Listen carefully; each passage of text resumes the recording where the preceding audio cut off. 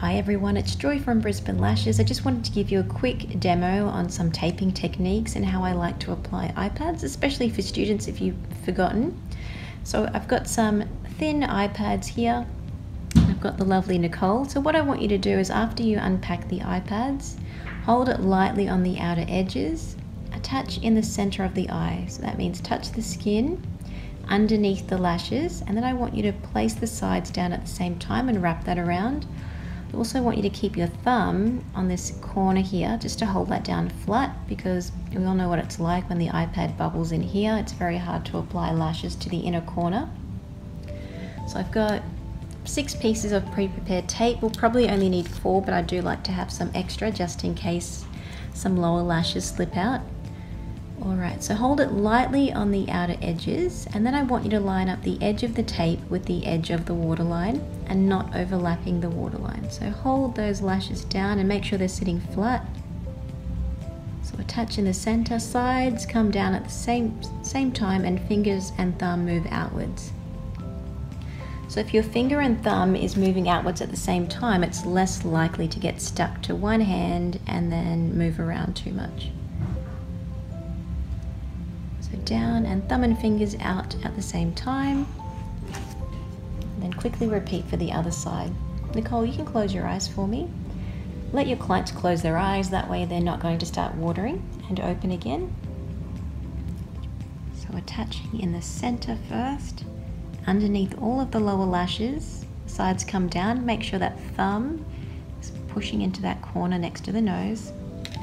And then quickly going in with the tape, holding lightly on the outer edges and forcing those lashes down so they sit flat against the iPad. I had one slip out, but I'll get my extra piece of tape if I need that later.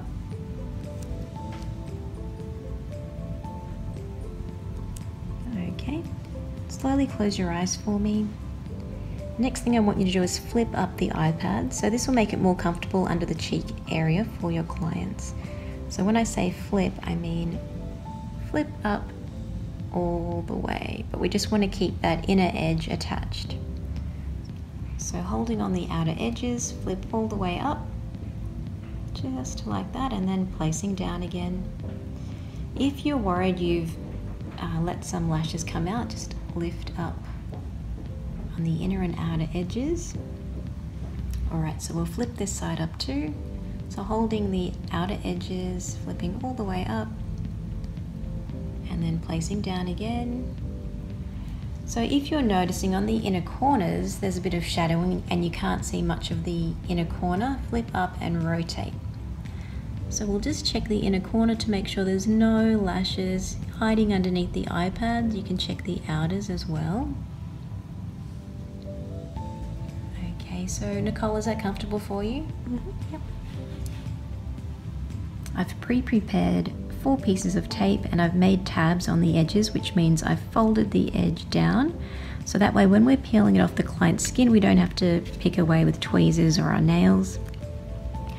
Okay, so what I want you to do is lift the lids up. We use this on a lot of clients. Nicole doesn't really need it because her natural lashes already slightly curled and they don't sit flat against the iPads, but I'll show you what it looks like anyway. So the first thing I need to do is just hold it where the tab is. We want to avoid touching the tape where possible with our fingers. So quite close to the lash line, I want you to tap and lift just a little bit, place down. When you're rubbing over the skin, make sure you're not rubbing over the brow, that way it won't stick too much to the brows and take any hairs out when you're removing the tape. So one on the inner corner as well, tap and lift just a tiny bit. It's a good idea to check from the front to make sure your client's eyes aren't open as well. Repeating on the other side, tap and lift. Make sure when you're placing the tape down we don't rub over the eyebrows. Tap and lift. When you're removing the tape, make sure you support the skin as you go. We don't want to lift up and not support the skin because you can actually damage the skin and stretch it. So support the skin, peeling to the side. When it's over the brows, make sure you peel the tape off in the same direction that the brow hairs are pointing towards. If you peel in the opposite direction, that's going to wax out some of the hair. So supporting the skin. If you're worried your tape is too sticky, make sure you de-tack on the paper towel. Please don't de-tack on their skin or your own skin, it's not hygienic.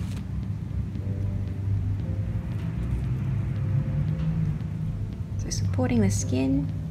So there's a few different ways you can tape up or tape to the side to get these tricky inner corner lashes. So one way you can do it is get your piece of tape, create tabs on the edge, slide that down the center like that, and then drag out to the side like this. So that's a lot more spread out now. Another thing you can do is lift the lid up as well. This will release any lashes trapped under the iPads. Check to make sure the eye isn't open. So another way you can do it is grab another piece of tape, make sure you make tabs, fold that down, halfway across the eye, tap and drag outwards, like so. Lift up that inner corner, and then you can create your border again. If there's one small section that you're having trouble with, or you're running out of time and there's lots of lashes in one area that you need to do, you can create a second border as well and drag those lashes out the other direction. So just come in a little bit closer with the camera.